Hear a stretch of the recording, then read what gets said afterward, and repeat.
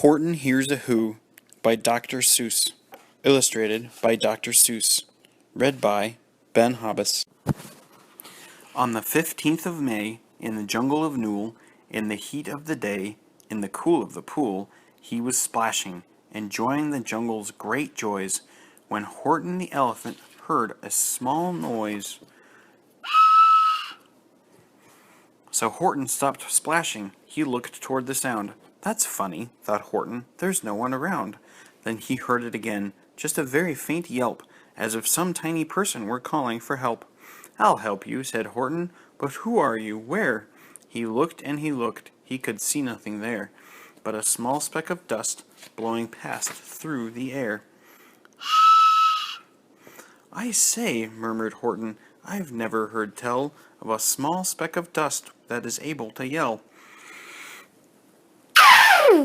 So you know what I think? Why, I think that there must be someone on top of that small speck of dust, some sort of a creature of very small size, too small to be seen by an elephant's eyes.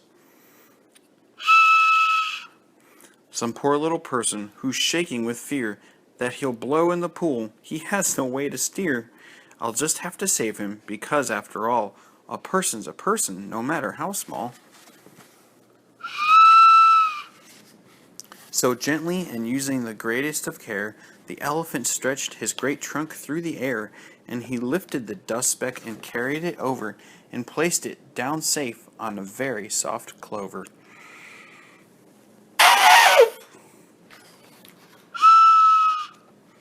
"Humph!" humphed the voice. 'Twas a sour kangaroo, and the young kangaroo in her pouch said humph too. "Why, that speck is as small as the head of a pin. A person on that? Why, there never has been." "Believe me," said Horton, "I tell you sincerely, my ears are quite keen, and I heard him quite clearly. I know there's a person down there, and what's more, quite likely there's two, even three, even four. Quite likely a family, for all that we know, a family with children just starting to grow.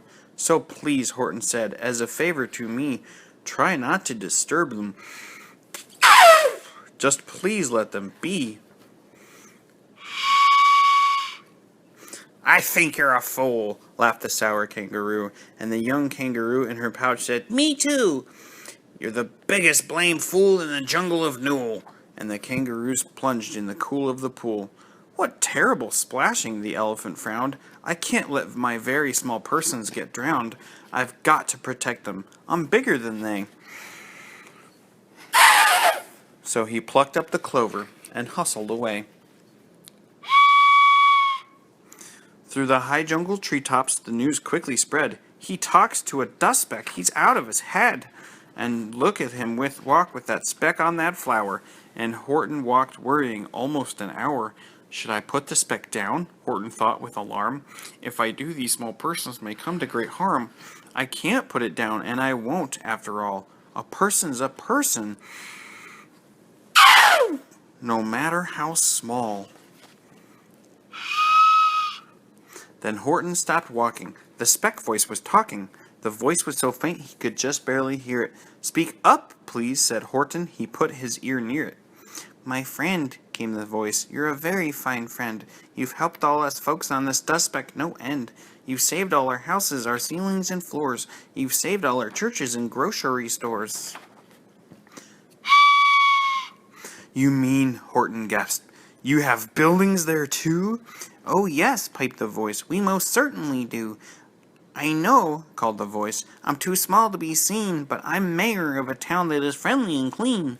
Our buildings to you would seem terribly small, but to us who aren't big they are wonderfully tall. My town is called Whoville, for I am a Who, and we Whos are all thankful and grateful to you." And Horton called back to the mayor of the town, "You're safe. Don't worry. I won't let you down."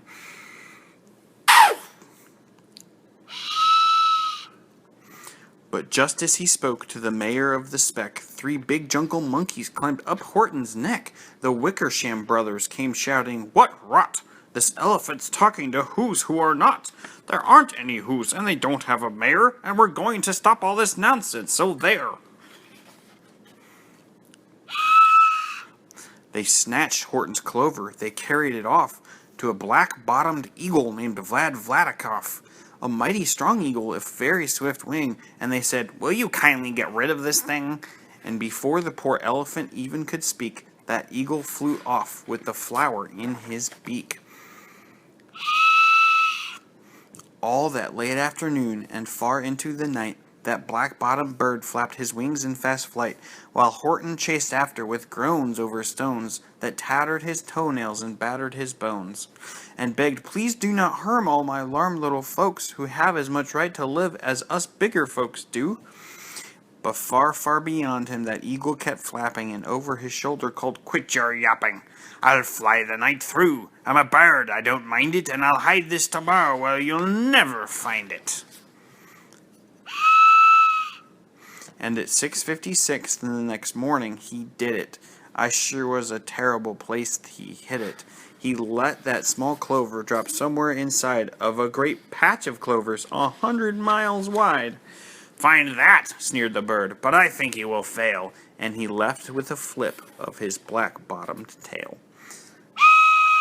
"I'll find it," cried Horton. "I'll find it or bust. I shall find my friends on my small speck of dust."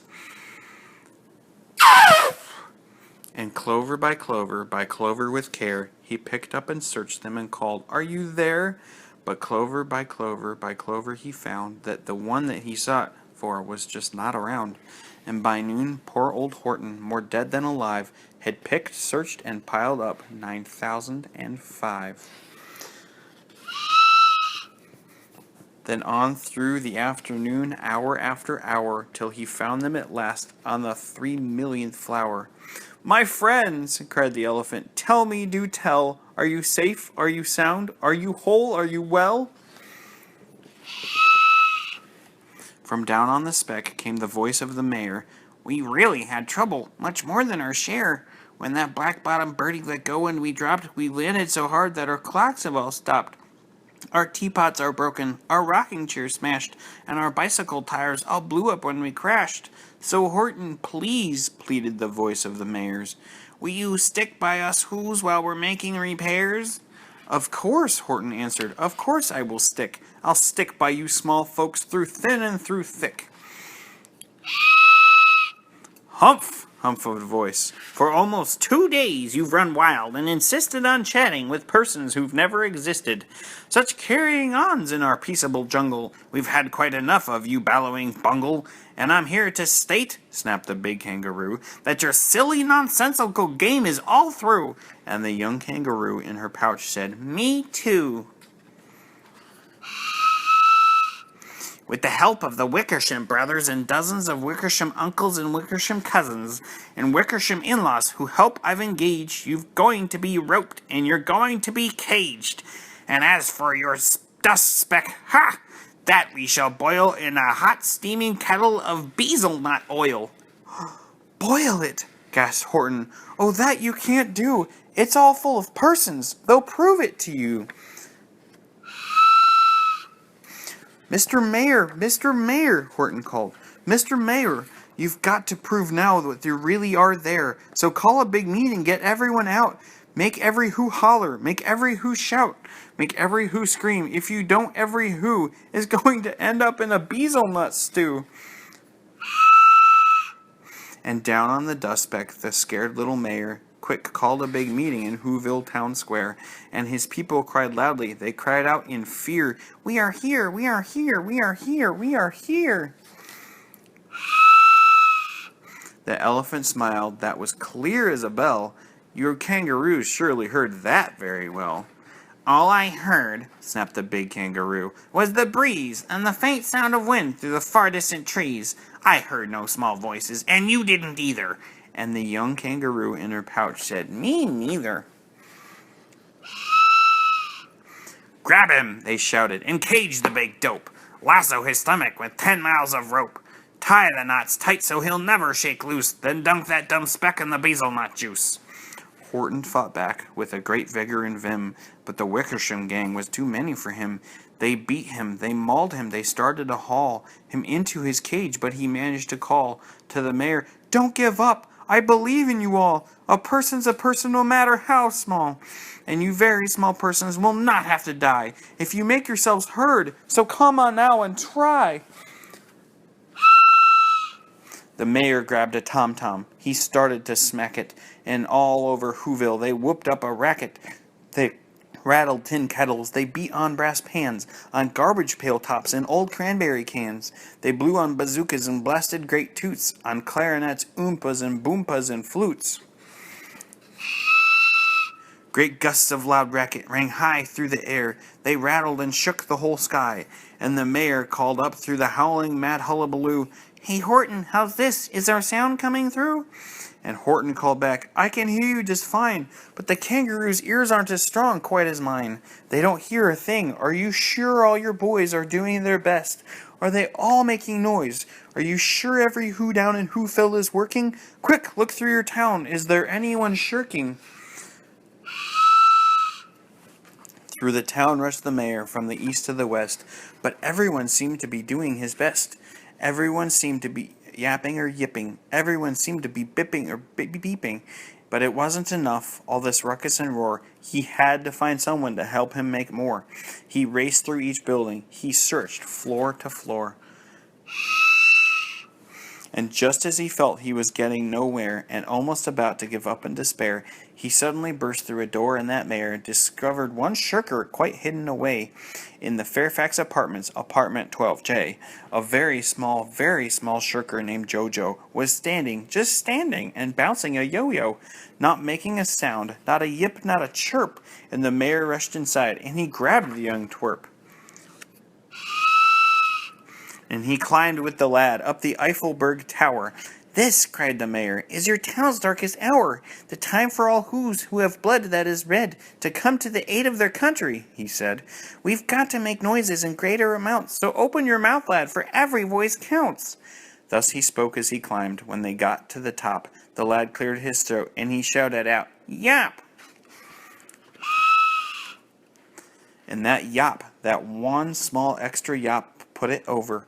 Finally, at last, from that speck on that clover, their voices were heard. They rang out clear and clean, and the elephant smiled. "Do you see what I mean? They've proved they are persons, no matter how small, and their whole world was saved by the smallest of all." "How true! Yes, how true!" said the big kangaroo. "And from now on, you know what I'm planning to do? From now on, I'm going to protect them with you." And the young kangaroo in her pouch said, "Me too. From sun in the summer, from rain when it's fallish, I'm going to protect them, no matter how smallish."